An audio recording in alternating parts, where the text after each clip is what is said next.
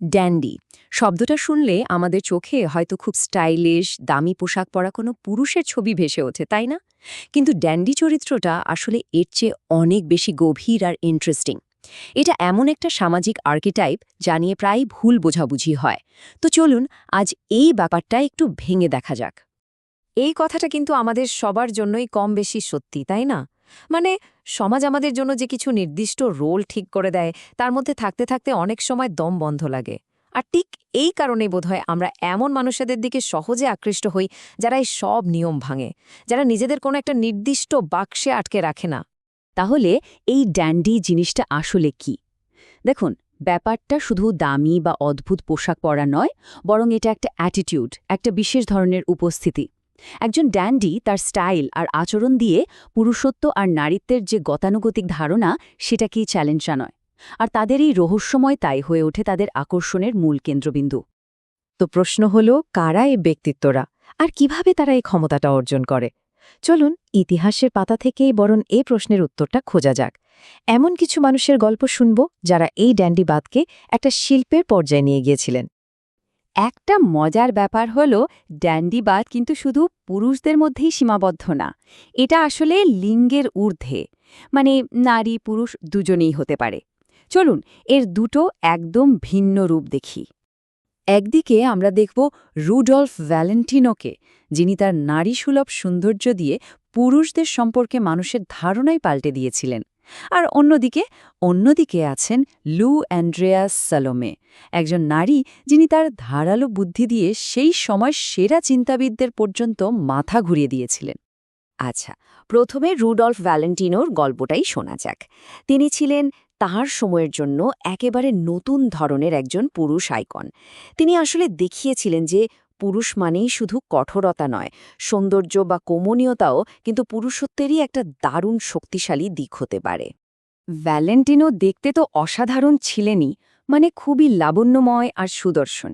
কিন্তু ইন্টারেস্টিং ব্যাপার হলো, সিনেমার পর্দায় তার চরিত্রগুলো ছিল একই সাথে খুব প্রভাবশালী আবার খুব কোমল। তিনি আসলে বুঝে গিয়েছিলেন যে নারীরা এমন পুরুষ পছন্দ করে যার মধ্যে কিছুটা বলা যায় নারীসুলভ আত্মপ্রেম আছে। আর তার জনপ্রিয়তা, ভাবা যায় তার ফিউনারেলে 1 লাখের বেশি মানুষ এসেছিল। এটা থেকেই বোঝা যায় তিনি মানুষের মনে কতটা গভীর ছাপ ফেলেছিলেন। আচ্ছা, ভ্যালেন্টিনো ঠিক উল্টো দিকের উদাহরণটা দেখা যাক। এবার আমরা কথা বলবো লু আন্দ্রেয়াস সালোমেকে নিয়ে। তিনি এমন একজন নারী ছিলেন যিনি তার সময়ের সমস্ত নিয়মকানুনকে একাই চ্যালেঞ্জ ছুড়ে দিয়েছিলেন। স্যালোমেকে বলা হতো তার সময়ের অন্যতম সেরা বুদ্ধিমতী নারী। তার চিন্তাভাবনা ছিল একদম স্বাধীন, যুক্তিনির্ভর। মানে ভাবুন একবার, নিটশে, রিলকে, এমনকি সিগমন্ড ফ্রয়েডের মতো মানুষদের তিনি তার বুদ্ধি দিয়ে মুগ্ধ করে ফেলেছিলেন। আর তার পদ্ধতিটা ছিল এক্কেবারে অন্যরকম।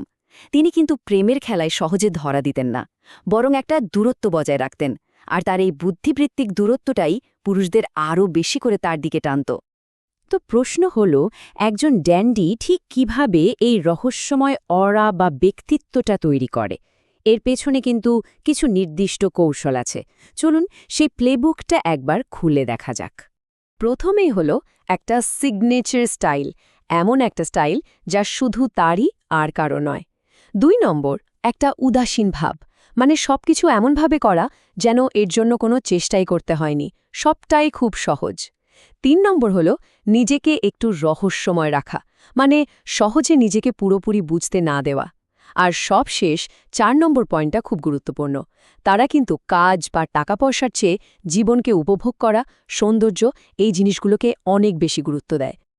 আসলে এই পুরো ক্ষমতার মূল চাবিকাঠিটাই হল এই দ্ব্যর্থকতা বা অ্যাম্বিগুইটি। ভাবুন, একটা সমাজে যেখানে সবাই মোটামুটি একই রকম নিয়ম মেনে চলে, সেখানে হঠাৎ যদি এমন কেউ আসে যাকে কোনো নির্দিষ্ট ছাঁচে ফেলা যায় না, তখন কি হয়? স্বাভাবিকভাবেই সবার মনোযোগ তার দিকে চলে যায়। মানুষ তাকে নিয়ে ভাবতে শুরু করে, আর ঠিক এইখানেই একজন ড্যান্ডির আসল পাওয়ার। কিন্তু এই ক্ষমতার একটা অন্ধকার দিকও আছে। এর সাথে জড়িয়ে আছে বিরাট ঝুঁকি।